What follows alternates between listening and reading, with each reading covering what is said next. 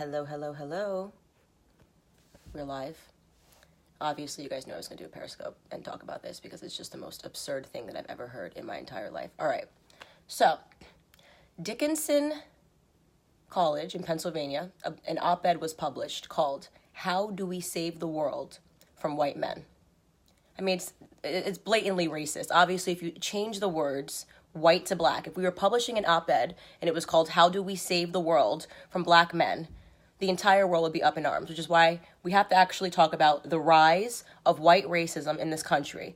I have been pretty bullish, knew from the beginning, obviously, that Jussie Smollett was lying. The fact that he did that interview probably puts him somewhere on a spectrum of being an absolute psychopath, a sociopath. But I was thinking about this. When I was a child, I remember learning about Ruby Bridges going to school. And there were all of these images that were illustrated in my textbook of her walking and having white people that were screaming at her and spitting at her and throwing things. And then having, I believe it was the U.S. Marshals that were escorting her through the building so that she could simply attend school with white people, just to integrate schools. This was just about integrating schools. I remember thinking as a little girl, how ridiculous that the people that were yelling and screaming, the adult people that were shouting and spitting at her, how could they not realize at that moment that they were on the side of hate, that they were being painfully hateful? And I thought to myself, how could a society have gotten to this point where so many people can be this hateful, this vitriolic, and yet think that they are on the side of love and passion? Fast forward a few decades, and here we are, and the exact same thing is happening, except it's happening towards straight white men. We are at a point in society where the media is saying that it is okay to be vitriolic, it's okay to be hateful, it's okay to chase people out of restaurants, it's okay to write pieces in the media like "How do we rid the world of white males?" as long as it is targeted towards conservatives, as long as it is targeted towards the idea of the straight white male. Jussie Smollett did something that is, he should obviously go to prison. He has to go to prison. But I feel like we have to make an example out of this because this is just the most extreme situation I've ever seen in my entire life. Not only is what he did painfully racist towards white people, but what he did is actually appropriating Black history. It's an insult to Black history. He pretended to be a Rosa Parks, a Martin Luther King, a Malcolm X, like he was living through this horrific time. And the fact that he used our ancestors' history, he pretended that he was in the process of being lynched. He put a rope around his neck. Think about how deeply insulting that is to real Black history, to make a mockery of it, which is what I talk about all the time. Black conservatives, we're out here telling everybody that the way that Black liberals are acting is an insult to real Black history. It is. You're acting like we are actively living in a racist time, and we're not. We're not, okay?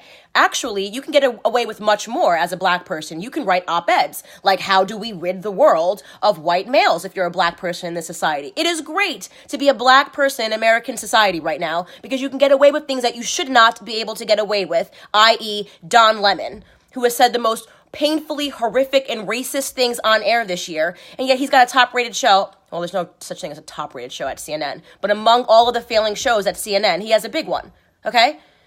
So how do you reverse it?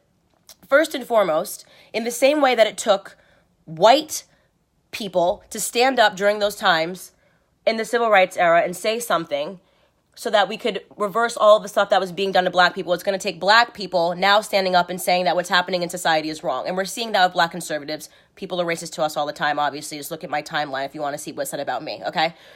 It's going to take Black people standing up and saying that enough is enough. It's going to take gay people standing up and saying enough is enough because Jussie Smollett also just fed into a stereotype, a bad stereotype about gay men, okay? He's on air, he's crying, he's saying that people yelled racial and homophobic slurs to him. That is unbelievably racist of him to do, and it also spreads very bad stereotypes about the lesbian and the gay community.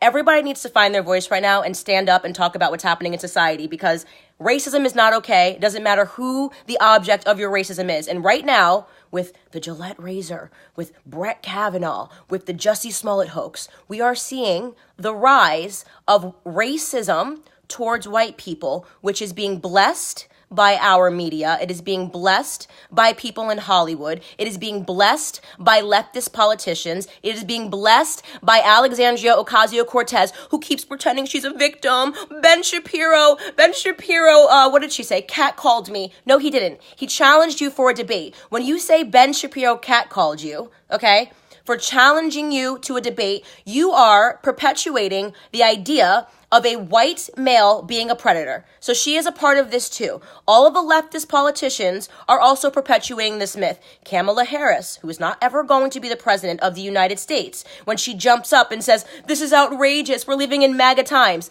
Actually, if you want to talk about what MAGA actually is, it is the only movement of love that is happening in this country right now. It is the one thing that is uniting people, not on the basis of their skin color, but on the American philosophy. When you are at a MAGA rally, when you are surrounded by conservatives, when you are in a room full of people that are bleeding red, white, and blue, you don't see color, you don't see race, you don't see religion. MAGA is trying to unite people based off of a philosophy. And the people that are hateful are on the left. Let's stop pretending. Everybody gets mad at me when I tweet stuff early and I'm like, Jussie Smollett's lying. Oh, Candace, wait for the facts to come out. Okay, the facts are that leftists are nuts, okay? So you can predict that when a leftist steps up and the leftist has been saying, Trump is terrible, this is MAGA country, it's horrible, they're probably lying. Basically, everything the left does now is to smear, is to harm, is to hurt. The Covington Catholic boys, white, straight males. Anyways. That's the end of my rant for today. I'll read some comments. Thank you. Victimhood. Candace Owens for president. Thank you. Love you. I love you. Thank you guys. You guys have been amazing. I just needed to rant about Jussie Smollett because it's actually stressing me out. Thank you. I love you all. I would debate Alexandria Ocasio-Cortez. She's never going to debate me because I'm not a straight white male, so she can't pretend that she's being victimized by Candace Owens. So, I love you all. I'm going to go get some breakfast now. And, Jussie Smollett is a liar, and so is Christine Blasey Ford. All right, bye.